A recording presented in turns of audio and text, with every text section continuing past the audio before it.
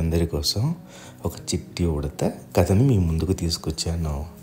ఆ చిట్టి ఉడత మొట్టమొదటిసారిగా చెట్టు ఎక్కడానికి ప్రయత్నించినప్పుడు అది ఎటువంటి ఇబ్బందులు పడింది, ఏం నేర్చుకుంది, ఎలా చెట్టు పైకి ఎక్కి పండుని కోయగలిగింది అనేది నేను ఈ కథలో మీకు చెప్తాను. కథను మొదలు పెడదామా?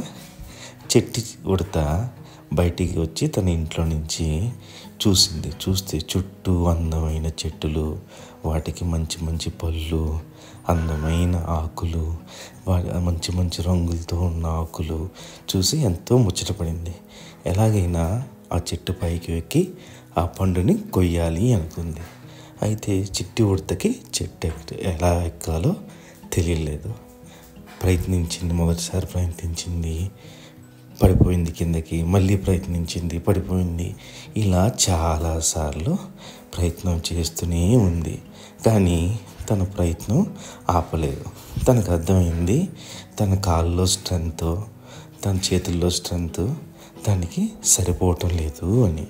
అయితే మిగతా ఉడతలు చాలా చలాకీగా, చాలా శక్తివంతమైన అడుగులతో పైకి వెళ్తూ ఈజీగా పళ్ళను కోసుకుంటూ కిందకి వచ్చేస్తున్నాయి.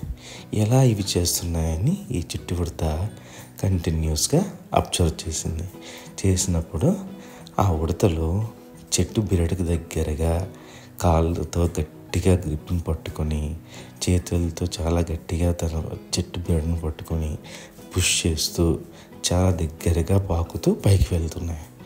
ఈ స్కిల్ని అబ్జర్వ్ చేసిన ఈ ఉడత అదే విధానంలో ప్రయత్నించినప్పుడు కొంత భాగం చెట్టు మీదకి వెళ్ళగలిగింది, కానీ పూర్తిగా వెళ్ళలేకపోయింది.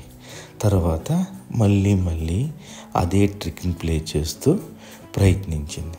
అలా కొన్నిసార్లు ప్రయత్నించాక చిట్టి ఉడత చెట్టు పైకి ఎక్కి అక్కడున్న పళ్ళను కోయగలిగింది, పళ్ళను కోసి తినగలిగింది.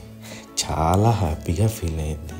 అప్పటి నుంచి చిట్టి ఉడత ఎప్పుడు కింద నుంచి పైకి వెళ్ళడంలో పడిపోవడం జరగలేదు.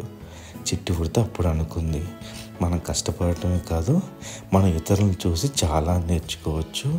ఆ నేర్చుకునే విధానం మనం అప్లై చేసినప్పుడు మనం ఖచ్చితంగా మనం అనుకున్న లక్ష్యాన్ని చేరుతాం అని చిట్టి ఉడత అనుకుంది. సో పిల్లలు, మీ అందరికీ ఈ కథ నచ్చింది అనుకుంటాను. ఈ కథలో ఉన్న విషయం ఏంటంటే, మనం మన శక్తితో, ప్రయత్నంతో పాటు మన చుట్టూ